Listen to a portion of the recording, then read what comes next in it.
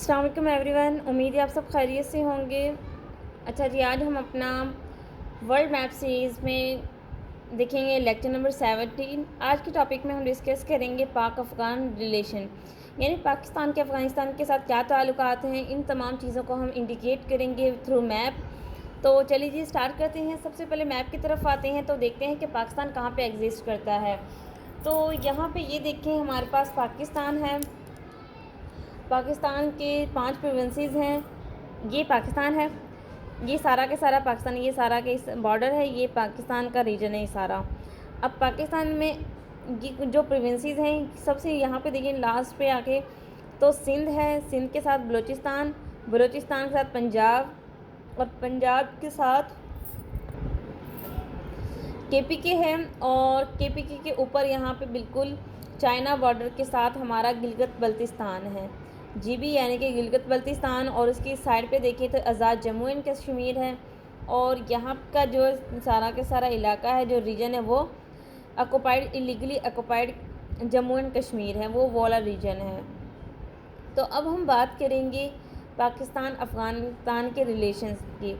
तो सबसे पहले हम देखेंगे कि 1947 में जब पाकिस्तान आज़ाद होता है तो अफ़गानिस्तान पहली बात तो रिकॉग्नाइज़ ही नहीं करता पाकिस्तान को, इसे पहले तो तस्लीम नहीं करता। फिर जब पाकिस्तान की मेंबरशिप होती है यूएनओ में, यूनाइटेड नेशंस के अंदर, तो वहाँ पे इसकी सख्त तरीन मुखालफत करता है। रीज़न क्या है? रीज़न है ड्यूरल लाइन।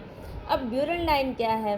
अब यहाँ पे देखिए मैप पे, ये जो है बॉर्डर, ये बलूचिस्तान के साथ कुछ एरिया है और कुछ केपीके के साथ। यहाँ पे जो बॉर्डर का जो इलाका है, ये सारा के सारा यहाँ से लेके यहाँ तक 2 प्रोविंसेस हैं, एक बलूचिस्तान, दूसरा केपीके। और यहाँ पे एक पास भी है जिसे हम बोलते हैं खैबर पास। ये जीके का क्वेश्चन भी है कि कौन सा पास है जो केपीके या फिर पाकिस्तान अफ़गानिस्तान को मिलाता है। तो इसका राइट आंसर अगर हम बात करें तो खैबर पास है। अब हम बात कर रहे थे ड्यूरल लाइन की। ड्यूरल लाइन है क्या? पाकिस्तान और अफ़गानिस्तान के दरमियान मौजूद इंटरनेशनल बॉर्डर को ड्यूरल लाइन कहा जाता है। ड्यूरल लाइन एक कॉन्फ्लिक्ट है जिसे कभी भी अफ़गानिस्तान ने एक्सेप्ट नहीं किया। अफ़गानिस्तान कहता है कि हमने पाकिस्तान का जो रीजन है, यहाँ पे जो पख्तून्स रहते हैं, इस जगह में अफ़गानिस्तान और पख्तून को मिला के एक अलग प्रोविंस बनाना है जो कि अफ़गानिस्तान का पार्ट होगा। यही वजह है कि वो इस बॉर्डर को कभी भी ड्यूरल लाइन या फिर इंटरनेशनल बॉर्डर का नाम नहीं देते। तो इनके कॉन्फ्लिक्ट्स स्टार्ट से ही शुरू हो जाते हैं, यानी कि पाकिस्तान की इमरजेंसी के साथ ही स्टार्ट हो जाते हैं। फिर क्या होता है कि पाकिस्तान की ये सख्त तरीन मुखालफत करते हैं यूनाइटेड नेशंस के अंदर। उसके बाद 1979 की अगर हम बात करें, पाकिस्तान जो है वो जब बारी आती है वर्ल्ड वार 2 के बाद अपने अपने ब्लॉक्स चूज़ करने की, तो पाकिस्तान चूज़ करता है वेस्टर्न ब्लॉक को, यानी कि यूएस को। और जब यूएस के साथ मिलके क्या करता है पाकिस्तान, 1979 के अंदर क्या होता है, जो नेटो अलायंसेस हैं और अमेरिका जो है वो क्या करता है, वो जो एक्चुअल जो वार का ज़रिया है उसका टेररिज्म का, वो समझते हैं कि अफ़गानिस्तान है, बट एक्चुअल में ऐसा नहीं है। अगर हम बात करें 1979 की, तो क्या होता है, न्यू इनिशिएटिव ले जाता है इन रिलेशंस मिडल ईस्ट के, और फिर क्या करता है, इसे पार्ट बना दिया जाता है यूएसएसआर का। अफ़गानिस्तान को बफर जोन करार दे दिया जाता है। अफ़गानिस्तान क्या है, बफर जोन है। और क्या होता है कि यूएसएसआर इन्वेड कर देता है अफ़गानिस्तान में। 1989 में क्या होता है, यूएसएसआर को ये निकाल देते हैं अफ़गानिस्तान के अंदर से with the help of US की हेल्प के साथ ये अफ़गानिस्तान से यूएसएसआर को निकाल देते हैं। फिर क्या होता है, Pakistan, Saudi Arabia, UAE Afghanistan को रिकॉग्नाइज़ कर लेते हैं। उसके बाद अमेरिका के वर्ल्ड ट्रेड सेंटर के अंदर, ट्विंस टावर के अंदर एक ब्लास्ट होता है जिसे 9/11 का वाक़या कहा जाता है। 9/11 होता है। 9/11 के बाद यूएसए पाकिस्तान को इन्वॉल्व कर लेती है अपने साथ वार और टेरर में। ये वॉर तकरीबन 2 डेकेड्स चलती रहती है, और एंड ऑफ द डे क्या होता है, नेटो अलायंसेस और यूएस वहाँ से विड्रॉ कर लेते हैं।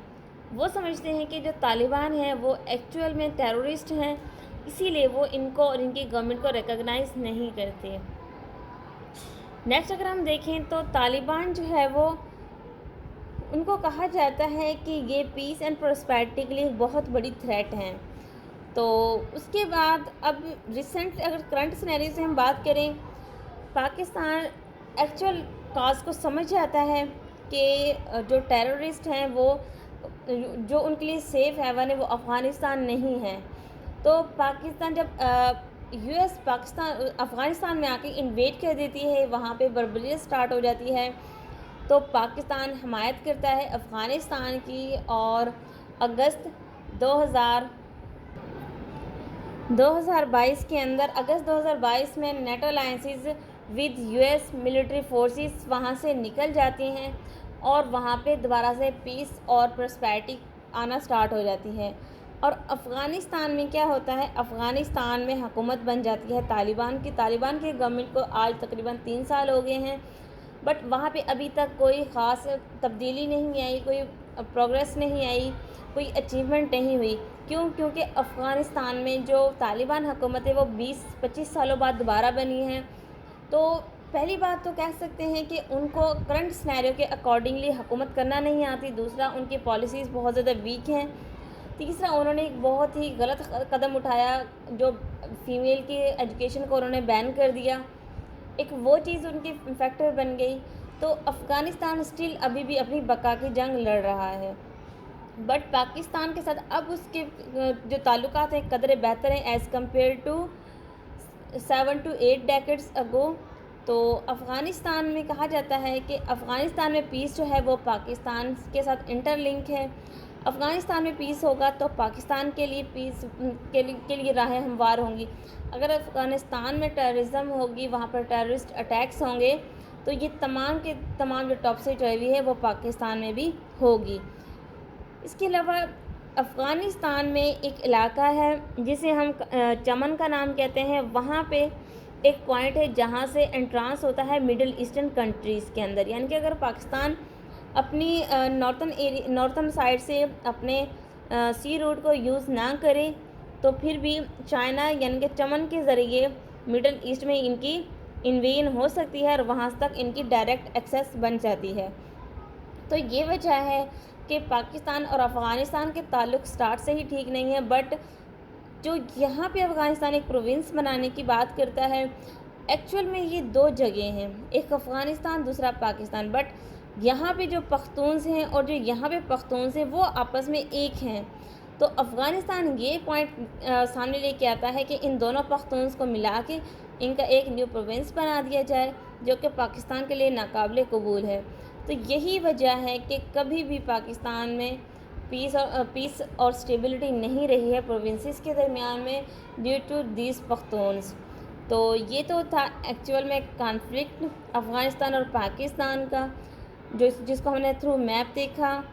और यहाँ पे इसको मैं दोबारा हाईलाइट कर दूँ, ये जीके का क्वेश्चन है कि पाकिस्तान की मिडिल ईस्टर्न कंट्रीज़ के ज़रिए जिस रास्ते से एक्सेस बनती है वो रास्ता कहाँ पे है, तो वो चमन के मकाम पे है। दूसरा, अफ़गानिस्तान और पाकिस्तान को किस पास के ज़रिए जोड़ा जाता है, तो इसका राइट ऑप्शन है पंजाब पास। तो इसके अलावा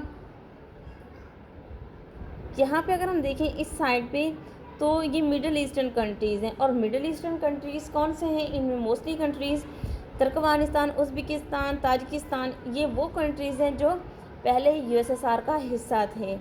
1979 में जब 1991 में जब उनकी फाल होता है यूएसएसआर का, तो ये स्टेट्स अलग हो जाती हैं। तो ये बेसिकली हमारा टॉपिक था अबाउट अफ़गानिस्तान। उम्मीद है आपको चीज़ें समझ आ गई होंगी। इंशाल्लाह नेक्स्ट वीडियो लेक्चर में मिलेंगे नए टॉपिक साथ। तब तक अपना ख्याल रखिएगा। जज़ाकल्लाह, अल्लाह हाफ़िज़।